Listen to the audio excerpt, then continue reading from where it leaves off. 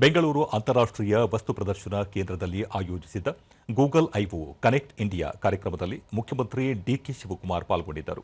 ಈ ವೇಳೆ ಅವರು ಜಾಗತಿಕ ಮಟ್ಟದ 5 ಉತ್ತಮ ಎಐ ನಗರಗಳಲ್ಲಿ ಒಂದಾಗಿರುವ ಹಾಗೂ ದೇಶದ ಒಟ್ಟು ಯೂನಿಕಾರ್ನ್ ನವೋದ್ಯಮಗಳಲ್ಲಿ ಶೇಕಡಾ 40ರಷ್ಟು ಪಾಲು ಹೊಂದಿರುವ ಬೆಂಗಳೂರು ಜಾಗತಿಕ ತಂತ್ರಜ್ಞಾನದ ಶಕ್ತಿಯಾಗಿದೆ. ಕರ್ನಾಟಕವನ್ನು ದೇಶದ ಅಧಿಕೃತ ಎಐ ರಾಜಧಾನಿಯನ್ನಾಗಿ ರೂಪಿಸಲು ಸರ್ಕಾರ ಸ್ಪಷ್ಟ ದಿಕ್ಸೂಚಿಯೊಂದಿಗೆ ಕಾರ್ಯನಿರ್ವಹಿಸುತ್ತಿದೆ ಎಂದು ತಿಳಿಸಿದ್ದಾರೆ. ಈ ಮಹತ್ವಾಕಾಂಕ್ಷಿ ಗುರಿಯನ್ನು ಸಾಕಾರಗೊಳಿಸುವ ನಿಟ್ಟಿನಲ್ಲಿ ದೇಶದ ಮೊಟ್ಟಮೊದಲ ಎಐ ವಿಶ್ವವಿದ್ಯಾಲಯ ಹಾಗೂ ಎಐ ಆವಿಷ್ಕಾರ ಕೇಂದ್ರ ಸ್ಥಾಪನೆಗೆ ಚಾಲನೆ ನೀಡಲಾಗುತ್ತಿದೆ. ಶಾಲಾ ಹಂತದಲ್ಲಿ ಎಐ ಕಲಿಕೆಯನ್ನು ಪರಿಚಯಿಸುವ ಜೊತೆಗೆ ಎಐ ಆರ್ಥಿಕತೆಗೆ ಅಗತ್ಯವಿರುವ ಮೂಲಸೌಕರ್ಯಕ್ಕಾಗಿ ಕರಾವಳಿ ಹಾಗೂ ಬೆಂಗಳೂರು ಸಮೀಪ ಮುಂದಿನ ಪೀಳಿಗೆಯ ಗ್ರೀನ್ ಡೇಟಾ ಸೆಂಟರ್ಗಳನ್ನು ಸ್ಥಾಪಿಸಲಾಗುತ್ತಿದೆ ಎಂದು ಹೇಳಿದ್ದಾರೆ.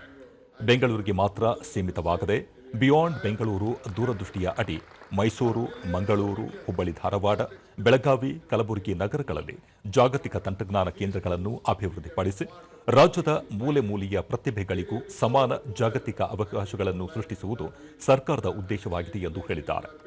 ಮಾನವೀಯತೆಯನ್ನು ಬದಲಿಸುವುದಲ್ಲ, ಬದಲಾಗಿ ಮಾನವನ ಸಾಮರ್ಥ್ಯವನ್ನು ಬಲಪಡಿಸುವುದೇ ತಂತ್ರಜ್ಞಾನದ ಮುಖ್ಯ ಉದ್ದೇಶ ಎನ್ನುವ ತತ್ವದಲ್ಲಿ ಸರ್ಕಾರ ನಂಬಿಕೆ ಇಟ್ಟಿದೆ.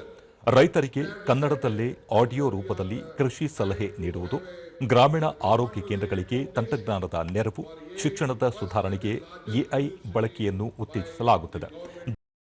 ಉದ್ಯಮಿಗಳನ್ನು ಆವಿಷ್ಕಾರಗಳನ್ನು ಪ್ರೋತ್ಸಾಹಿಸಲು ಸರ್ಕಾರವೇ ಮೊದಲ ಗ್ರಾಹಕನಾಗಲು ಸಿದ್ಧವಿರುವ ಸರ್ಕಾರ ಮೊದಲು ನೀತಿಯನ್ನು ಅಳವಡಿಸಿಕೊಂಡಿದ್ದು, ಕರ್ನಾಟಕ ತಂತ್ರಜ್ಞಾನದಲ್ಲಿ ಪ್ರಬಲ ರಾಜ್ಯವಾಗಿ ಮುನ್ನಡೆಯಲಿದೆ ಎಂದು ತಿಳಿಸಿದ್ದಾರೆ. Beijing, and now it is in Bangalore.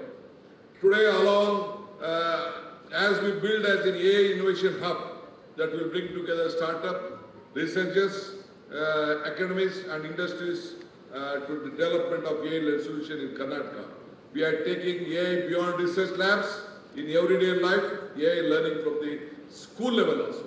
We are just looking at as Karnataka's position India's technology capital, we are laying the foundation for AI, first and the largest university, as I said, an ecosystem that will nurture the world-class riches and the next generation of the AI talent.